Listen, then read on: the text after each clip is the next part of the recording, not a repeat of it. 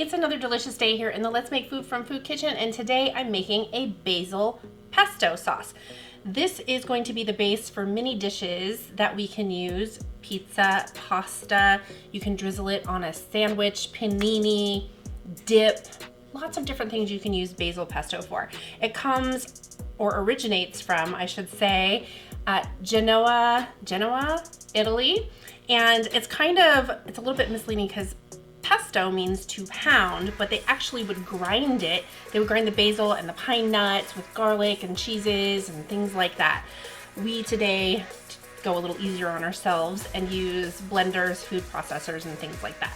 So today I am going to make it with, I have 2 cups of basil stems removed, and it's kind of pressed down. I haven't heavily packed it, but I have pressed it down so that it's not just loose leaf where it's not very much in the 2 cups. So it's about, say, 3 ounces. So I want to put that in my blender, okay? And I'm gonna pack it in there like I did in the cup here, because it's only gonna take up that much room for a very short amount of time. Okay, I'm gonna hold on to this because I'm gonna reuse it for my olive oil. All right, did I plug that in? I sure did. Look at me go today. Okay, and then I'm gonna add my pine nuts and then put on my lid, and I'm going to pulse it 4 or 5 times to get it started. Okay, and if you see that it's not bringing anything down, then go ahead and press it down. And that's something you'll need to do throughout this process. Okay. Once we get liquid in there, it gets a little easier.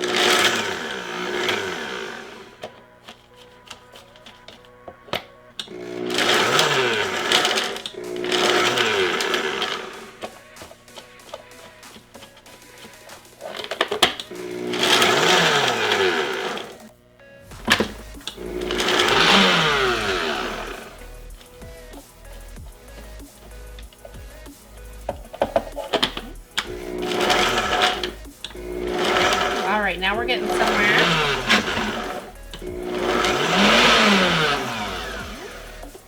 As you can see, it's much smaller in the container than it was when we started. Right. So I've already grated a lot of my Parmesan because it does take some time. I need a 1/2 cup, so let me see. I should have plenty here. And for those of you who are new, welcome. I don't buy the pre-grated stuff very often because there's anti-caking agents in many of them. If you can find one that doesn't have one, go ahead and use it, but just be careful it doesn't have a cellulose in there. That does change the way your recipe will work, okay, especially if you're melting it. All right, so I'm adding that and my 4 garlic cloves. You could do 2, you could do 3, depends on your taste. I like a lot of garlic, and if these weren't so big, I'd use more, but these are big, so I'm just gonna toss them in there. And you just gotta keep doing this, pushing it down.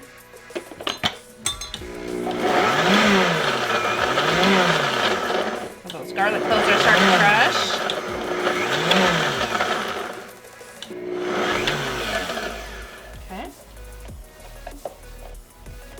Give it one more good grind. There we go. Okay, I need a 1/2 cup of olive oil. And I use full olive oil. I don't use EVOO. I don't. I mean, in some things I do, but this is full olive oil. Okay, so I want to start this a little bit at a time because if you just dump all of this in there, it's not going to emulsify appropriately and then it will separate. So we don't want it to separate over time. We want it to emulsify. So I'm going to do about a tablespoon, okay, and then blend that.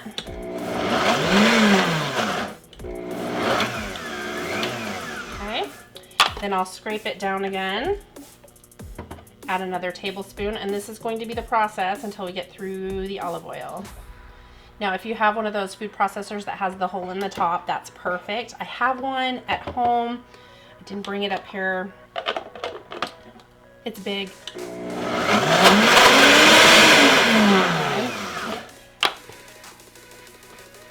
push it down.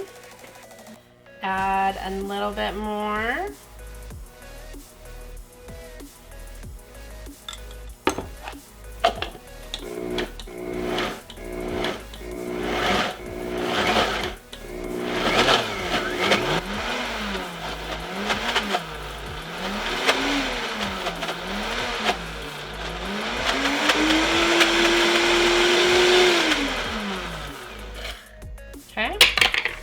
Now we're starting to make some good progress in terms of making it into a paste, and then it'll start thinning out the more oil we add.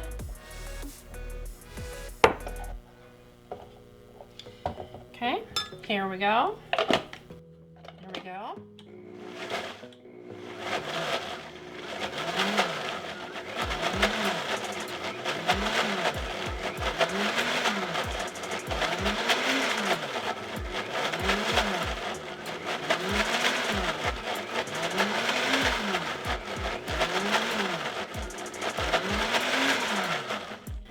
I know the temptation is to hurry through this, but with patience comes good pesto.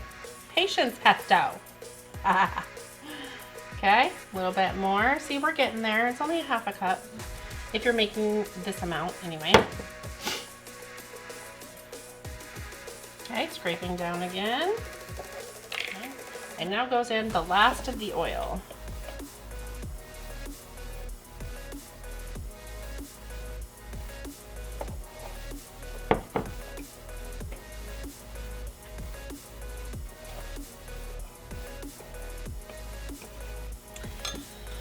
And a final grind for this portion.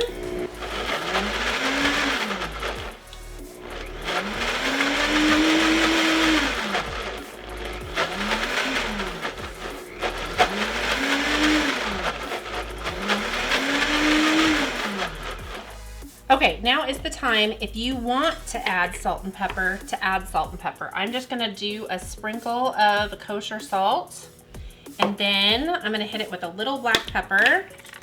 And this is, of course, my preference. You do what you want with yours, because you're gonna eat it. Or feed it to the people you know. Or maybe strangers. I don't know who you're feeding this to. Who am I to assume? Okay, little salt, little pepper. Then it's one final grind to mix that.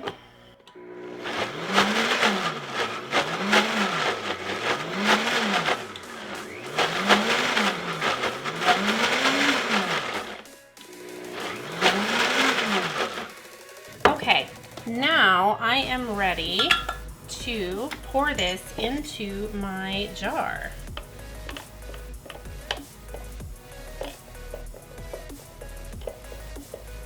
Okay.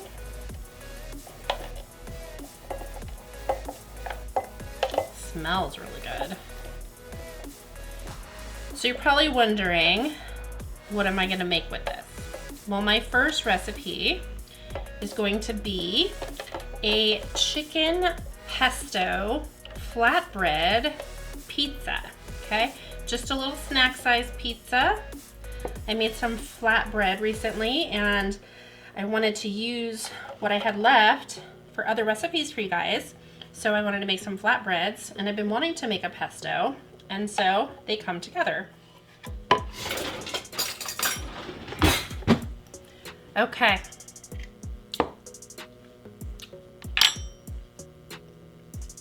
Yep. Delicious. Now mine has a little bit of bite to it because of how much garlic I used, and that is the way that I like it. I don't always love spicy food, but I love garlic and I love the little bit of bite you get. So this is fantastic for me. It's gonna go great on my flatbread pizza. It'll make a delicious sauce for a pasta. Couple of things. When you store this, store it in the fridge.